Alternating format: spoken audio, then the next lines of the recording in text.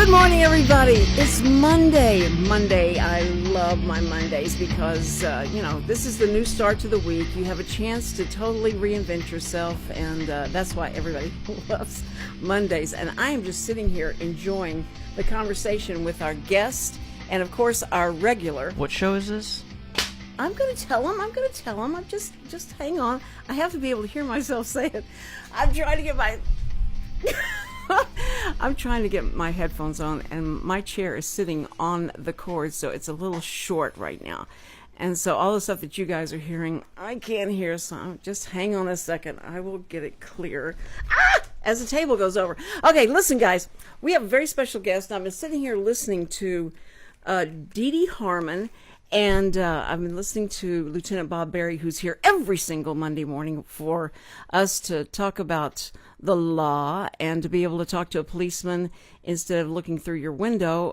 This guy, you can call him, you can call questions in, and he'll answer them. And it's the greatest way to talk to an officer, much better than through the window at your car. But also I have with me, this is so exciting. And if you read the post on the Facebook, the Cindy Cochran Show, I introduced you to Deanie Harmon. Deanie Harmon. Wow. 17-year, now she's 17 years old, but 17 years she was undercover narcotics agent for the Houston PD. Correct, Deanie? That's correct. Welcome to the Cindy Cochran Show. Thank you. Thanks for having me. And we'll see after the first 15 minutes, the first break, if she's still here, we know we're good.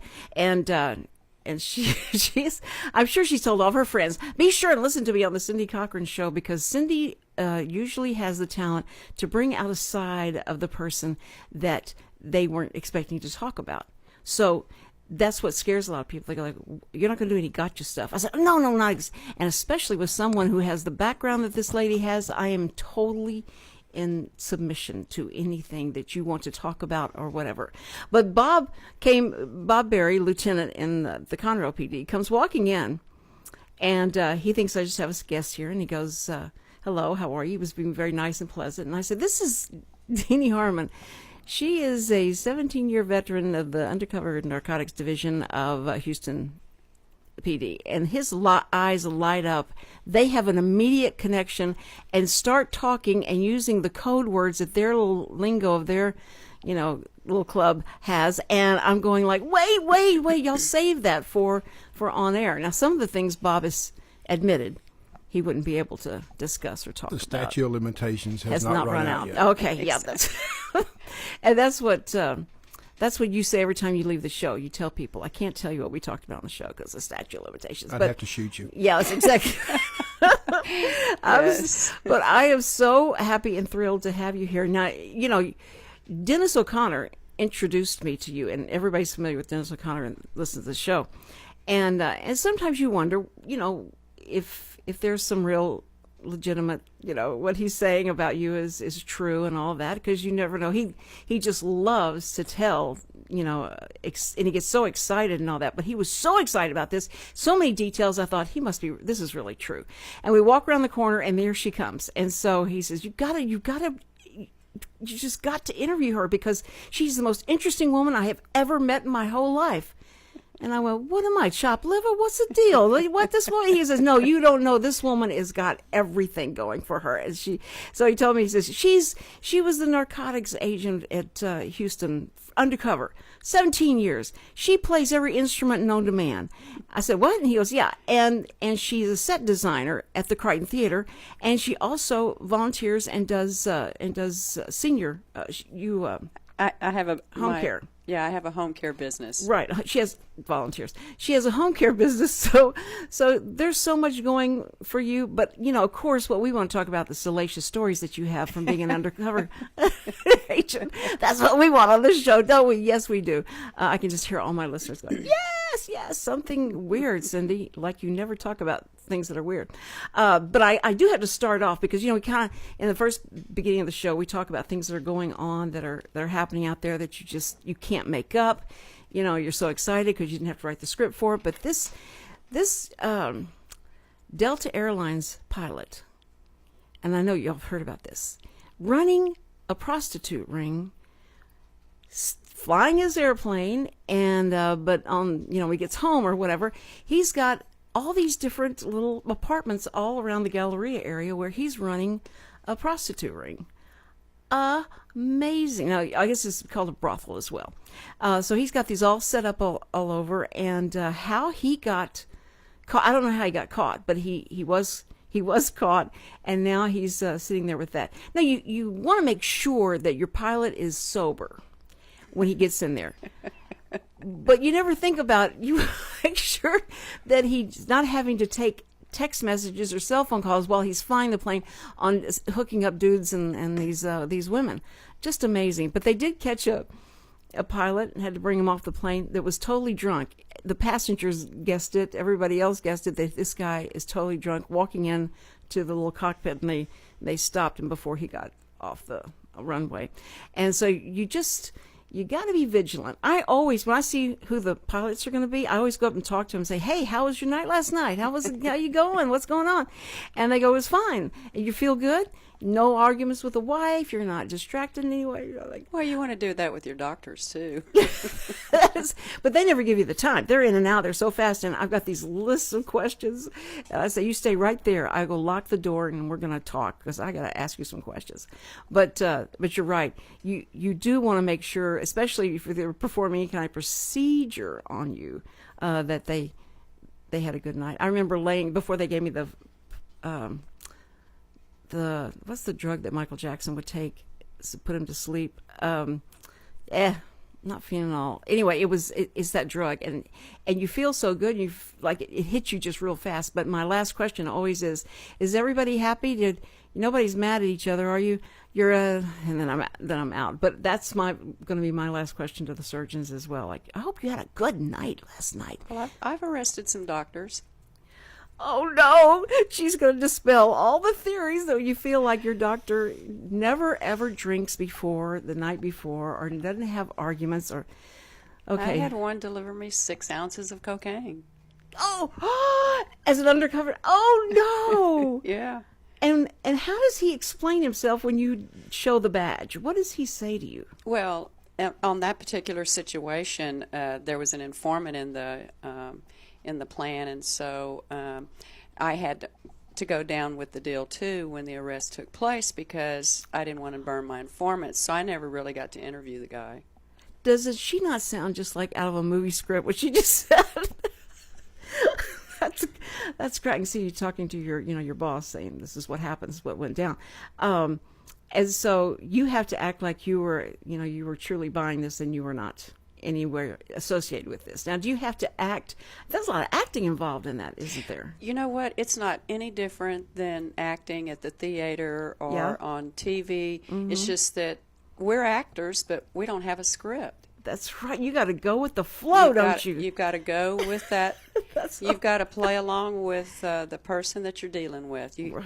You can have a game plan, and you have to be mentally prepared. What if this, what if this, what if that? But once you get into that situation and you're sitting there face to face with them, you've got to be able to convince them that you're just as bad as they are. Oh, that's so cool. That's so cool. I just can't imagine being in that situation, though. Now you have your friends that are there. Are you mic'd? Are you bugged? Or what do y'all call it? Well, yeah. Sometimes you're mic'd, and it just depends on the situation. Sometimes it's you've got surveillance all around you. Mm-hmm. So I mean, you're never alone. That's a no-no. So you gotta always be very close friends with all those guys and not make anybody mad because they go like, I think we could wait here a few more seconds. Let's let her squirt. What? I have to say that in the police world, it is a camaraderie. It doesn't matter if you're male or female. We're all brothers and sisters in law, mm-hmm. and it really is it is a family. It doesn't when you're out on a deal, if you've got an officer that really doesn't like you, mm-hmm. they're still going to protect you. They're going to still have your back. What we do as far as not liking each other or not getting along, that's after job. That's after work. But when you're in on the job and we're doing our job, then everybody protects everybody. I love that. That's fascinating. Now, that's the feeling that you get on the outside. That Well, I it's have, very to, I have to close-knit. tell you a funny story. When I first started, I was a rookie police officer in 1980, and you go through a field training program, and I had a gentleman get in the car with me, because back then females were very new to the department. Sure. And so I had a gentleman, a police officer, my field training officer, get in the car with me, and he pointed his finger at me, and he goes, "Look, I don't like you. I don't want to ride with you. You're a female. You need to be in the jail or juvenile division. Women don't need to be on the streets. But you're assigned to me for the night, and we'll deal with it." We got into so much that night that just different tussles with we caught a couple of hijackers, we caught a couple of car thieves, but by the time we got back to the station that morning, he turned to me and he said, "I'll ride with you anytime." I love it. I love that. I love the fact that you've got that opportunity. It is very intimidating when you go into a man's world. I mean, that is a man's world. And you're trying to show them, look, I can do this. I want to do this.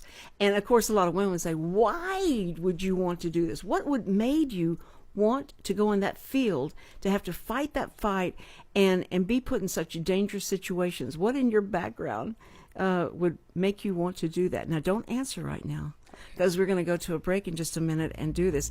And Bob Berry, I've never heard you so quiet.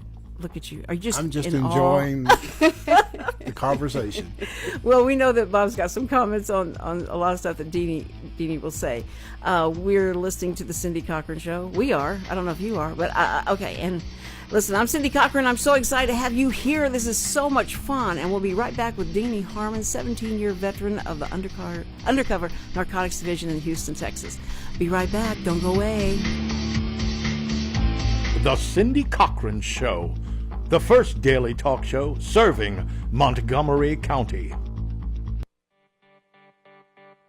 The East Texas Dream Center is in need of your help. We are a nonprofit Christian organization that houses women and children who are trying to get their lives back after being homeless, abused, or addicted. We are conveniently located at 301 South 1st Street, Conroe, Texas, 77301, right here in Montgomery County. Our needs are financial, and every needs of gasoline, cleaning supplies, laundry soap, Lysol, and whatever else God puts in your heart. To help our ladies and children, please consider a donation.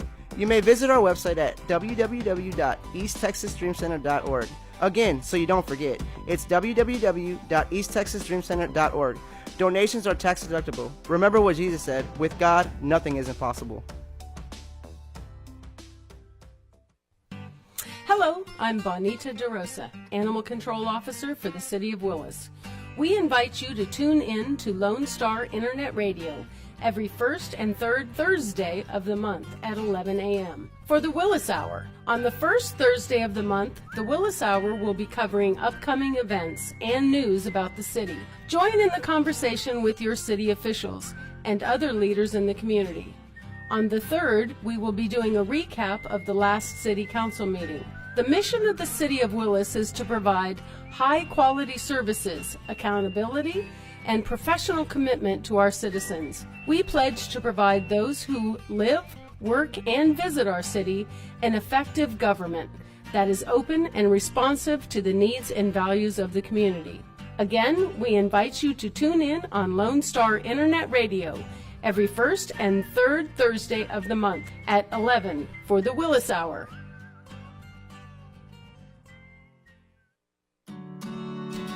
Have a legal question? Are you a resident of Montgomery County?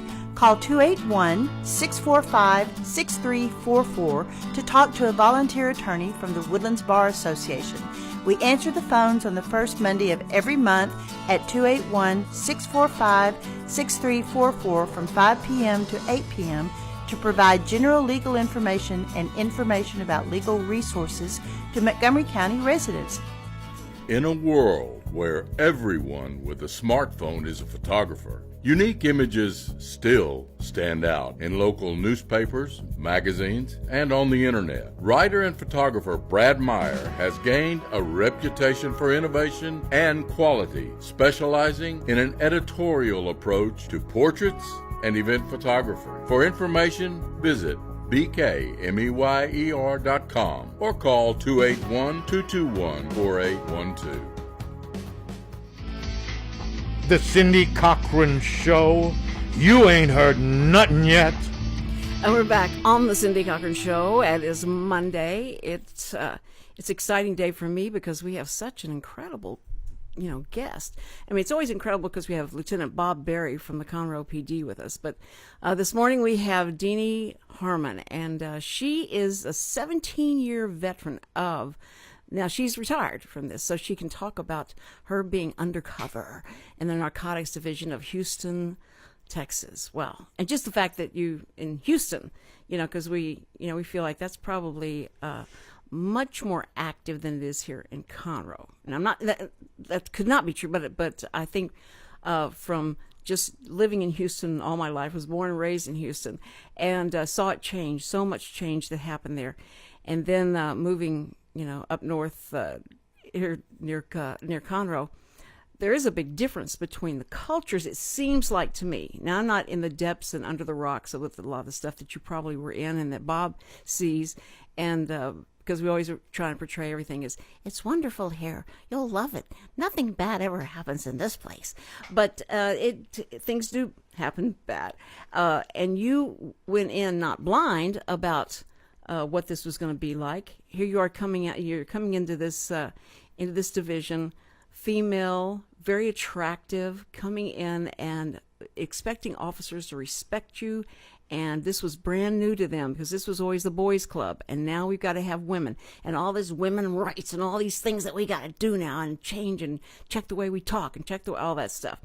But they soon found out that you guys would like to just blend. Females would like to just blend and not have everybody thinking, okay, now I can't say a bad word in front of a female, or I can't, or they say we'll show them they won't be able to stand being around us guys because we can be pretty disgusting when we want to. Did you ever get any of that kind of feeling? Well, back in 1980, like I said, it was females were new not only to the department but also to the public. And so it was very difficult for women back then to prove, you had to really prove yourself that you could do the job.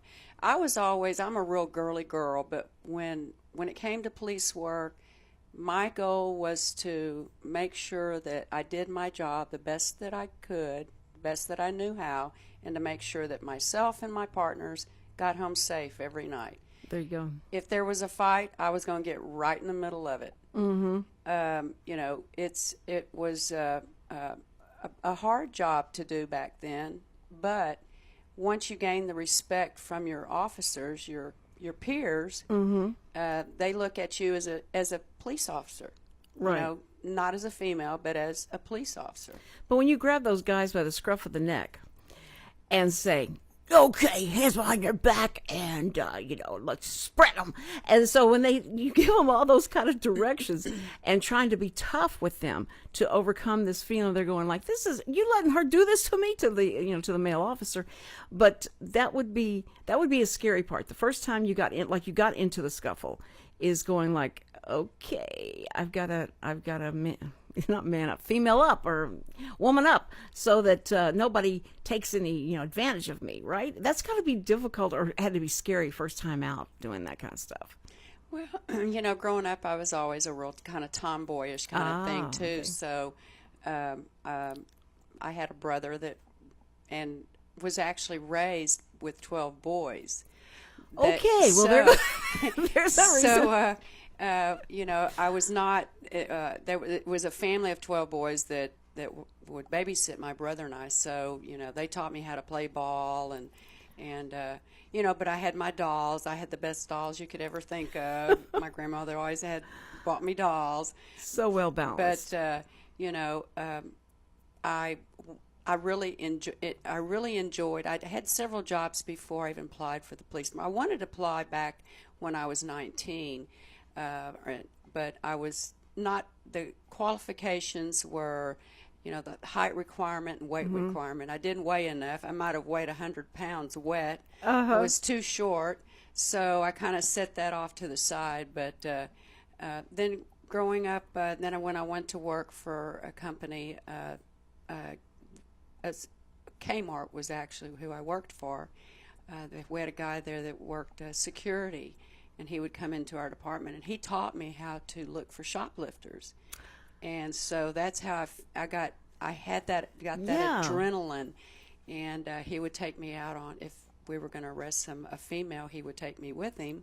And so that's how really I got all into it, and I liked it. Then when the department lowered their height and their weight requirements, then that's when I decided to apply and was accepted. Now, was that pressured by, was it a governmental pressure thing that they lowered that, or they did it because they needed more recruits, or what? Why did they lower that standard? Well, they wanted more females. They wanted, to open their department to females, but they also, needed more police officers back then, too. But you went into the most dangerous division. Was that your choice, or they said, you know what, you need to be in this division? Was that something that you begged for, or what? No, when you first go in the department in Houston back then, you have to spend 6 months on your field training program. In other words, you are graded by your peers. You're graded by field training officers, and that's a pass or fail situation. There were some officers, male officers and female officers, that didn't even make it through their 6-month period. Then you spend a year as a rookie, and so I spent a year on a patrol, and then during patrol, I learned how to do crime scene unit. Now, crime scene units today are big fancy vans and big, huge cameras and all kinds of equipment. Right. Well, back then, we did it out of the back of our patrol car. You went to Walmart and You got went a to Walmart, plastic exactly. toolbox, and you got some brushes and some powder, and a little small camera maybe. Yep. And that was it at that time. Yeah, back then there was only about 4 to 6 crime scene officers in the whole city of Houston. So I may go from north side to south side, and I work night shift.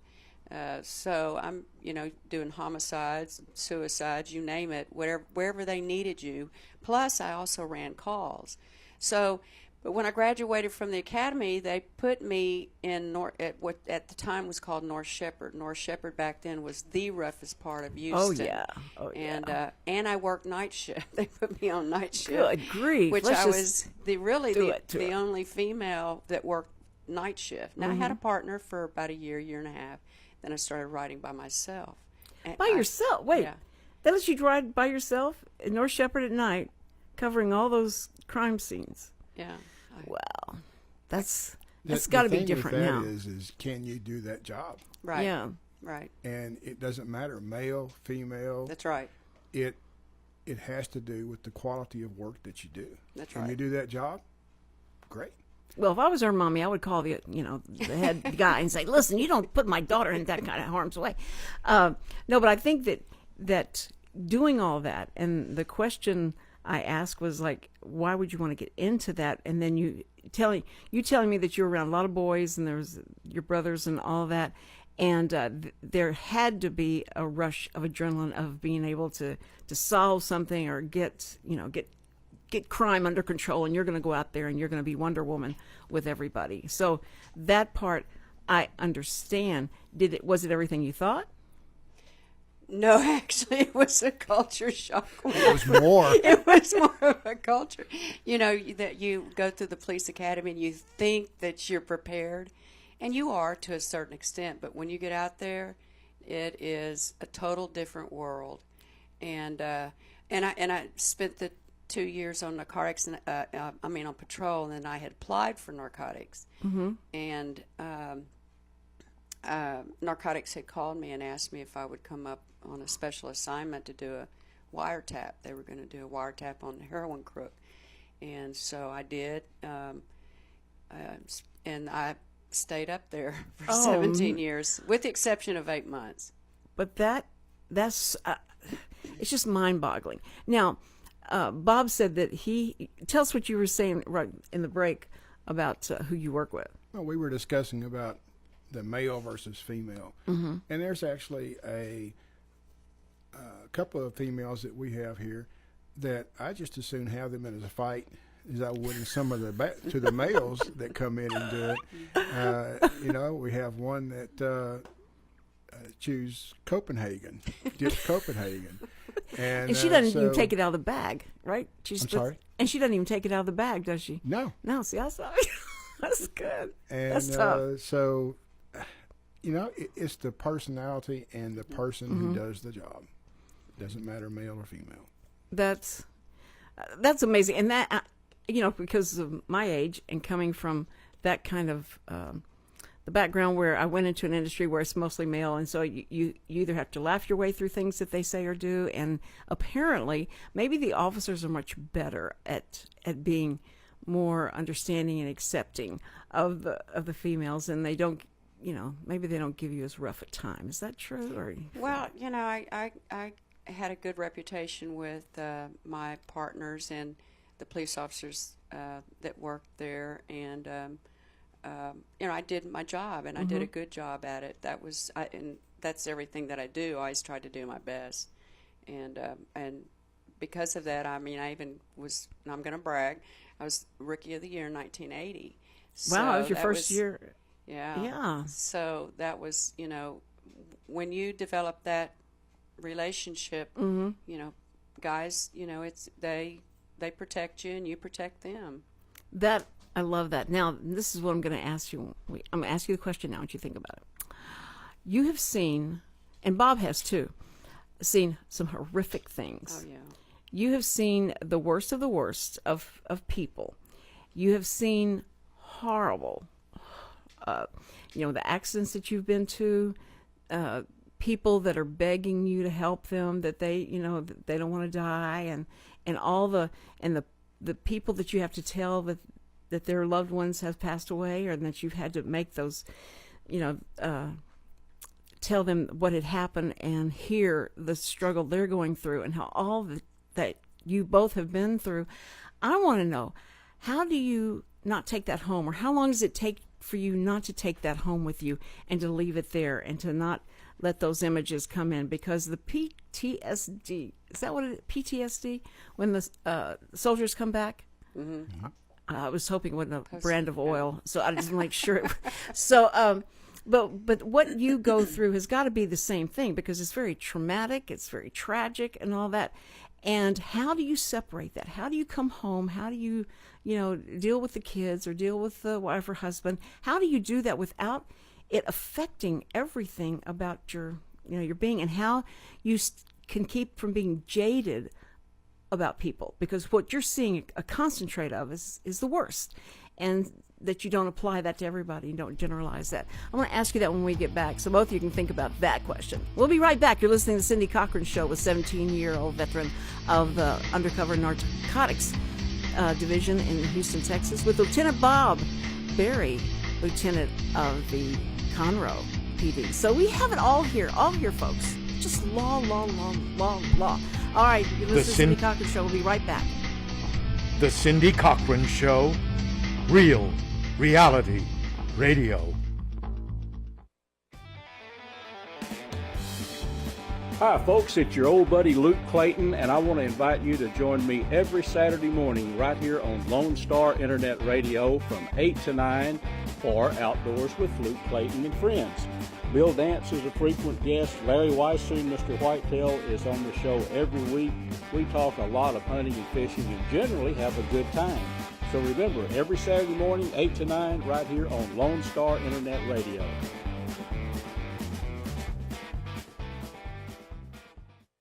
In a world where everyone with a smartphone is a photographer, unique images still stand out in local newspapers, magazines, and on the internet. Writer and photographer Brad Meyer has gained a reputation for innovation and quality, specializing in an editorial approach to portraits, and event photographer. For information, visit bkmeyer.com or call 281-221-4812.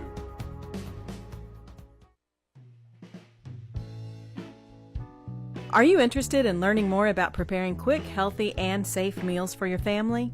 Would you like to spend time with others learning tips and tricks, along with practicing and tasting nutritious food? If so, the On the Road to Healthy Living Mobile Cooking School is for you. Call Amy Ressler at Texas A&M AgriLife Extension Service at 936-539-7825 to find a class near you or volunteer to host a class. Hi, this is BJ Orner from Montgomery County Performing Arts Society. I'm here to remind you to get your tickets now for all the upcoming events that McPass has to offer. All shows will be held at the beautiful Crichton Theater in downtown Conroe. Call 936-441-7469 for your tickets today, or go to our website, www.mcpass.org, for more information. Hope to see you at the show. The Cindy Cochran Show, the first daily talk show serving Montgomery County. And we're back on the Cindy Cochran Show. Thank you so much for listening. And you know that we're here every morning, 10 to 11. And if you want to go to my Facebook and find out what's going on, you can come every morning and find that out. Because it may not be there the day before, but it will be there that morning. I'll try and make sure it's up there so you know who's going to be on here. The Cindy Cochran Show is the Facebook. And also we're archived on YouTube and SoundCloud. And so you can go to IR Lone Star Internet Radio for just a little while because it's going to be Lone Star Community Radio. And we're so excited about that because we're going to go FM soon. And so you guys keep listening for news of when that's going to happen. We'll be on two different stations, 106.1 and 104.5. And it's so hard not to call KRB. We probably should call them and warn them they're going to be losing a lot of listeners whenever we go FM, because people that are starting to push the buttons to go to the right station may just end up staying on us. You never know. Well, we just hope that we're going to steal a lot of their listeners. Yes. The one thing about the radio thing is that a lot of people feel like, well, radio there's so many stations. It's just they go to Sirius and all that, but the local stations are so much fun to listen to, and I love at night because the signals will drift. And I was listening to Arizona the other. I mean, it's weird who you pick up, and you go like, "How am I getting Arizona?" But there is a reason that the waves go, and wherever the wind is blowing, and you will listen to all the different stations. But right now, if you go to those stations, they won't be there very long. We'll be taking over, and now that way the community here, and it's through the Montgomery County, and you have about 200,000 people that will be able to hear this. And now Conroe will have an emergency station that if there's something happens that they can call, that they can tune to that and know what's happening right in our area. We've got a phone call. I'm so sorry I kept talking. Now we're going to be interrupted by somebody. It's okay. Caller, what is your name and what is your question? Hello, Cindy. Yes? This is a long-time listener and a third-time caller. This is Mark Hader. Yay! Thank you, Mark, for calling. Oh, Cindy, you have such a fascinating show today. I would have called earlier, but I was talking to my brothers on the phone, and telling them to listen. Yeah, I know. Telling them to listen and make sure they listen. Exactly. In. Yeah. Thank you for doing that, Mark. I appreciate that. Mark, you betcha. I know you have a burning question and probably a very intelligent one. For Ms. Oh, well, I don't know about that, but I apologize for interrupting everything that was going on. I was having a good time. Go ahead. I'm just fine. Okay. This is to Bob, and I have not caught the lady's name Deanie yet. Harmon. Rookie of the Year. Say that one more time. Deanie Harmon. Deanie, so proud to get to talk with y'all and ask a question. I was reading the Chronicle this morning, and I saw this thing about a ruling it says the headline, ruling could toss DWI cases. And what it's about is something I did not know, and that is that the courts in Texas are throwing out cases where someone was forced to take a blood test in order to prove intoxication. They're and both shaking their heads. They're both shaking their heads as you say this. Go ahead. Shaking their heads, no? No, shaking their heads up and down like, yeah. Okay, good. And it just, if they can throw that out, and they're talking about people who have had multiple, DWIs, and this would, probably put them in prison, but now it's been determined that the Fourth Amendment, you need a warrant for doing that. And my question involves how the Sam Hill, or why the Sam Hill, any drunk driver would agree to have any kind of test to, walk the line or breathe into this. All you have to do is say no and take them in to give them a blood test against their wishes, and you can't do anything to them. What's going on about this, and is this in effect right now as far as y'all know? One of you people answer that, please. Thank you, Mark, for that question. That was good. That was a good question. But they're both shaking their heads wildly. Yes. This is, however they feel about it, they're going to answer right now. But thank you, Mark, for you betcha. I'm going to turn off and let them speak. And Bob, good to talk to you too, guys. Later. Good morning, Mark. You bet. Mark Hader with Hanging with the Haters. It's on Wednesday at 12 o'clock. Every Wednesday at 12 o'clock. Mark and his wife are on. And so be sure and tune in. He is amazing, and especially with his wife, Kay. Okay, so who wants to take the answer to that question? Okay, Bob's up. I haven't read that from the Chronicle to see what it was. I do understand what they're saying. There are some times where you have to get a warrant to get a blood draw. Then also, there are state laws that say in certain incidents, like a fatality accident or when somebody is really injured, it's automatic. It's by state law in that. Now, what I believe that they're talking about is the ones where it's just a regular DWI and they want to do a blood draw and they refuse to do it, then they can actually go before a judge, and the judge will get the probable cause, look at the information, see what's going on with it. Does this, the judge makes the decision of, is this guy really, you believe that he's drunk or not? So I think that's probably what they were going with on that, and getting the warrants before they actually get the blood draw. Yeah, warrants are, that when you get a warrant, no matter what it's for, that is so good for court purposes. A judge has to sign off on it. You got to have all the probable causes in it, and so warrants that's the thing to go to, is a warrant. But you're out there off of 45, and you get the guy out and say, let's see you walk this line, which it scares me to death that somebody's going to do that to me, because I would fall all over that. I cannot walk. I practice in the kitchen going like, I can't walk a straight line. Why can't I walk? So I'm so scared somebody's going to do that to me.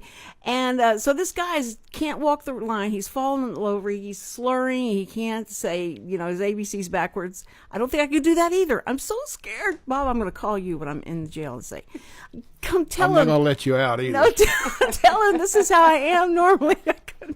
This is my normal. Cindy who? No, so anyway, so you got that guy, and you have to get a warrant for this, or is this you put him in jail, you arrest him, and then you go get the warrant, and then they draw the blood? How do you keep him from getting sober by the time you get all this done? Well, there's two different ways of looking at it. If it's a person that you believe is drunk, and for whatever reason their probable cause is they see the driver, somebody calls it in and gives you the information, they can actually stop them, and then they go through the process of taking the test, walking the line, like you were saying. They go through that situation. Some of them are so bad they can't even stand up. Yeah. It's on audio, video. Oh, that's true. Yeah. And so even if you can't get them to do the specific ask that they think for them to do, then they just take them in with that. If you go in there and they're still doing that and they refuse, to do the breathalyzer and refuse everything else, then you take your probable cause to the judge. The judge makes a decision on that, and that's where it goes. But I mean, you say we take it to the judge. Do you call them, or do you have to go into a courtroom? I don't. When you say that, it sounds like that a long process before you can come back to the guy. Depends on the area that you're in, whether it's in the county or in the city. It depends on how large that you have, what population that you have. Sometimes the jails actually have judges on duty, night judges, day judges, night court. So they're 24, and they have somebody there in the jail to do that. Sometimes in the smaller areas, they may have a judge on call, and then you get with the district attorney's office. You get a conference call with it. You talk to the judge, and the judge says, okay, I give you probable cause. Oh, okay. Shows that it is, and so therefore, yes, you can take them to the hospital or the jail. They have a nurse that can do that, and so they get the blood draw out of it. And especially in a case of where there's a fatality or a major crash in there where somebody's mangled or whatever in the car, and that part is in state law. Now, I had. Before we so rudely interrupted by Mark on that phone call. No, Mark, thank you so much for calling. I did want to find out, how do you decompress when you come home from being exposed to all that horror that you have to, so many times that you guys have over the span of about 25 years, both of you, 25 years in each one of your divisions. What do you do? How do you make that happen? I just can't imagine seeing all that and having to live through something that, especially with children and things like that, they're just so horrible and just get you, that you're able to come home and go like, so honey, did you get that roast made? I hope we're having roast. And, what do you do, Bob? Well, first of all, you do have to have somebody to talk to. You have somebody that you need to be able to vent at some point in time. It could be just something that somebody stopped you stopped on the side of the road and they were arguing with them all the way up to maybe a homicide. And we were talking about this during the last break. You got 2 homicides at the same scene, and it's been there for quite a while. You go in, you do the crime scene investigation. You're the detective or the crime scene person. And when you go home, you have to go in the garage, turn on the light, close the door, strip down, and go directly into the shower. And then when you get out of the shower, you go back into your rest of your routine for your family man routine, your family comes in, and you take that. So there's times when it really is. There's times when you need to have a person like that. Well, that's what I was talking about, how tight knit you guys are, and that bond that you become like family. And Deanie has a blind daughter, and you came home what happened? Oh, well, I didn't come home because I got hurt and was in the hospital. So she was questioning her daddy, how come mom's not home yet? And of course he told her, and then I was out of work for probably a good 8 months, and she was devastated that mom was going to go back to work. And so, and that's where, you have to sit down and explain to them that, everything's going to be okay, and I would never share with her, what I did that day, or right. I totally focus on her. So when I get home, it was all about family. We didn't talk about job. We didn't talk about work. It was like, what did y'all do today? How was your day today? And, what do you want for dinner? Well, a lot of times kids, because not only, I've got a job to do, I still had a house to take care of and a daughter that was handicapped. And so it was, just didn't talk about it.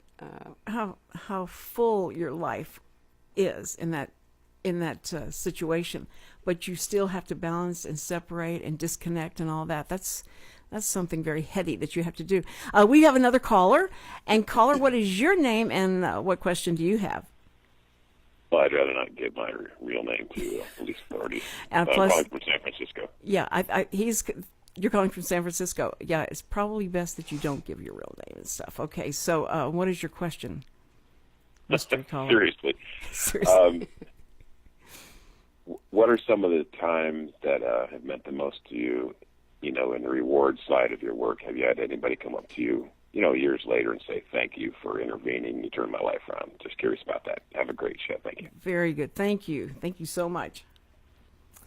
In my situation when working undercover, there was one particular lady that she was a heroin addict and prostitute, and she was an informant, and she turned her life around, and later on, probably 10, 15 years later, I ran across her. I can't remember where we ran across that, but she came up to me and gave me a big hug, and she says, you don't really realize the impact that you have had on my life back then. I'm straight. I've been clean for several years. Oh, and, thank you for, what you do. And those are very few and far between, actually. So, it really does warm your heart, and I'll never forget that lady. Those are the reasons you go like, that's why I did it. That's when you go on the police department, everybody says, oh, I want to be a police officer because I want to help people. That's not the case. Mm-hmm. You go on and you're being more.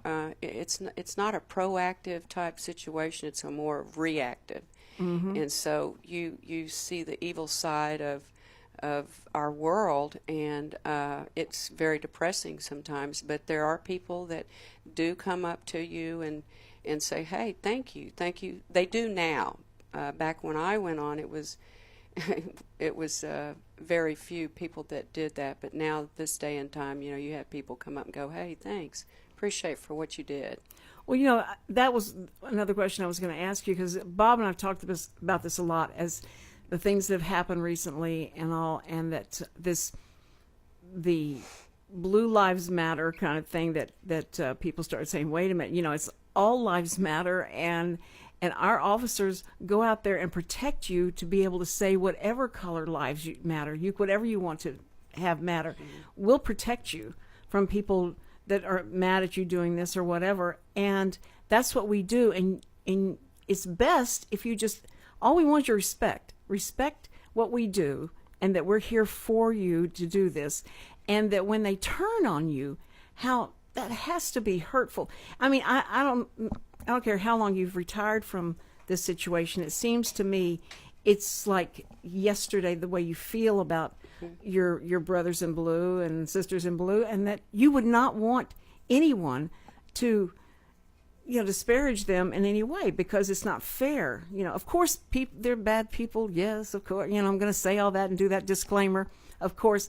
But when the majority is there trying to do their job and trying to do the right thing, for anyone to come down on them. But I think it had the reverse effect of these people doing this, because the public went, wait a minute, we love our officers. And for them to go up and try and show you, they want to say something nice and say, thank you so much for what you do. Yeah. Now, that's what you feel like you want to do. It's like the soldiers coming over, that you want to give them all the respect that you can possibly give them. But you guys do that every single day. You put on that uniform. And when you would put the uniform on and put the badge on and all that, is that the point you try and disconnect from, saying bye to the daughter and the husband, and now I'm going out and this is my job, and this uniform is what I'm now trying to You're a police officer then. Yeah, at that point, that's when you're a police officer. And getting back to people telling you thank you, I can remember back when you didn't get that, back in the 80s and 90s, my partner and I were on happened to see a house fire one night, and a lady was blown out of the upstairs bedroom, and we were the first units on the scene. Fire department had not even shown up yet, and she was hollering and screaming that her children were still up there. So my partner and I go running into this burning house, and I'm thinking, I'm not a fireman. I'm a police officer. There's a fire in this house. Well, thank God there wasn't any children up there, but in the upstairs, and there was no one else in the house. However, when the fire department showed up, we come running out of the house, and we're soaking wet, from the heat, and they're offering the firemen water, and and how are they doing and all that, and we weren't offered a thing, you know. And then I had a prisoner in my car at the same time, and he broke the window out of my car. I had to go chase him down the street. He's still handcuffed, and you know. And here we come back to the scene, and you know, just making sure that the woman's okay. Fire department showed up at that time in the ambulance, but the neighbors were giving the firemen water, and we were like, we're thirsty too, you know. That is man, that would have been very frustrating. So you didn't get, you didn't get this. You didn't get a lot of respect back then as you do now, and I'm so proud that and so happy to see that the public has really changed their thinking, their attitude, that we have a job to do, and we're there to help and to protect them. And there sometimes we may not do our jobs perfect. We're all human beings. Exactly. And I love that you guys have each other's back, literally and spiritually, that you guys do, and that you help each other out. I love that about the police officers, and the more we found out. Even, that I'm not working, as a police officer, I'm retired.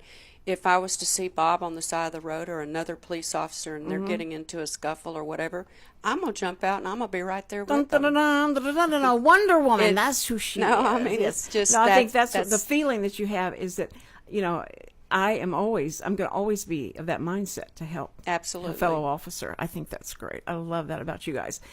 Deanie, you're going to have to come back. There's so many stories in so little time, but you got to come back and talk to us again, and especially about things that are going on today with the police officers. But I know you have so many stories that we have just skimmed the surface of a couple of them, and so you guys, I will beg her to come back and be with us again. Thank you for giving us the time. I mean, we haven't even gotten the fact that she plays every instrument in the world, that she helps the elderly, and that she has does so many things. We got to get into those things as well. You are a multifaceted woman. We love it. Okay, guys, be with us tomorrow, and you're so lucky that we had her on and we didn't talk politics all day, did we? But tomorrow's another day. So you guys be with us tomorrow at 10 o'clock, the Cindy Cochran Show. Thank you so much. Make somebody happy, and you know what? You'll be happier. It's so weird. Okay, see you tomorrow.